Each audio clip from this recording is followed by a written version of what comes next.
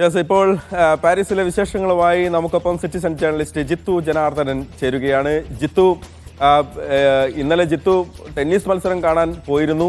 മറ്റു മത്സരങ്ങളും പുരോഗമിക്കുകയാണ്.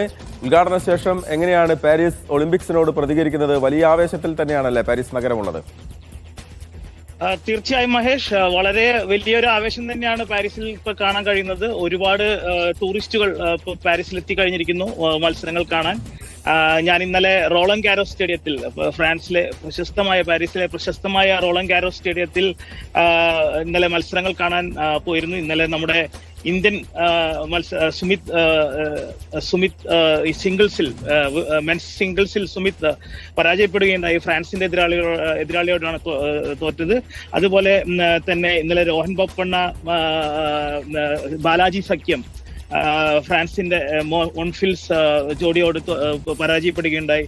പക്ഷെ വലിയൊരു ആവേശമാണ് ഇപ്പോൾ നമ്മൾ ഇന്നലെ ഇപ്പോൾ റോളൻ ഗാരോസിലൊക്കെ വലിയൊരു ആവേശമാണ്. പല രാജ്യങ്ങളുടെ സപ്പോർട്ടേഴ്സ് വളരെ ശക്തമായി അവരുടെ രാജ്യത്തെ സപ്പോർട്ട് ചെയ്യുന്നത്. അത് മാത്രമല്ല, ഇന്നലെ തന്നെ ടെന്നീസിൽ നമ്മൾ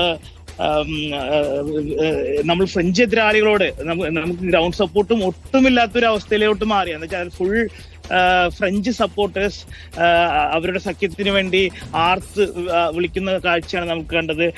വലിയൊരു മെഡൽ പ്രതീക്ഷ തന്നെയായിരുന്നു രോഹൻ ബൊപ്പണ്ണ ബാലാജി സഖ്യം. പ്രത്യേകിച്ചും രോഹൻ ബൊപ്പണ്ണ ഏറ്റവും പ്രായം കൂടിയ വേൾഡ് നമ്പർ 1 ഇക്കൊല്ലമാണ് ആയത്. വേൾഡ് നമ്പർ 2 ആണ് കറന്റ്ലി അദ്ദേഹം.